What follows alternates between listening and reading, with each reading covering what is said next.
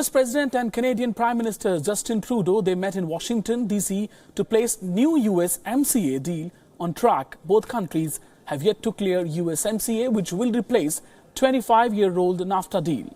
While Donald Trump's administration is facing opposition from Democrats and few labor union leaders on new deal.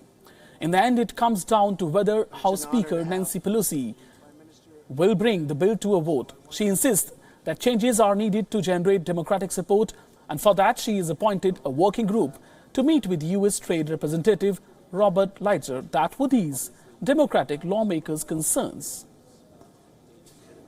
Again, it's the largest trade deal by far ever entered into, and we're very close to having it finalized. It means a lot of jobs for our country, a lot of wealth for all three countries, and we're really competing against the world. You know, we're not competing with each other so much. This brings us into a position where we're not competing with each other. We're competing against the world, and that's what we're doing. We're competing against big sections of the world, including Asia and including other areas, and I think it's going to be very special. I think it's going to end up being a very important deal, but the biggest ever made.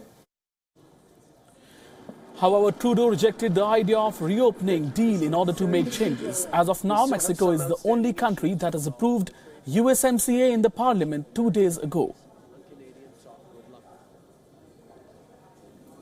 Ratification process. Our industries depend on the flow of goods between our two countries.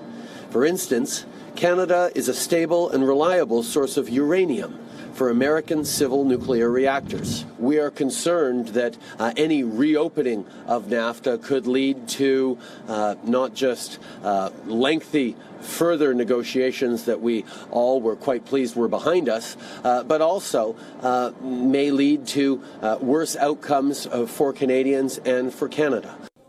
And let's talk about markets. Across the globe, the markets are spooked by tensions rising between US and Iran, and also Hong Kong protests. In India, especially, these overall tensions played spoilsport. Indian markets were down by over a percentage point today.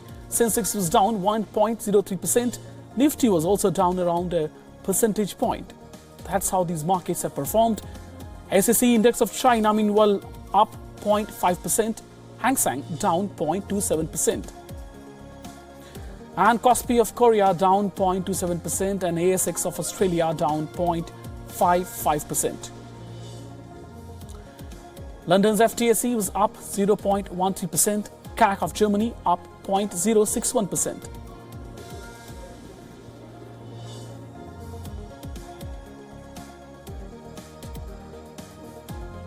With this, that is all today we have in this edition of WION Wallet. For more news and updates, stay tuned to WION World is One. Thanks for watching us. Have a good day.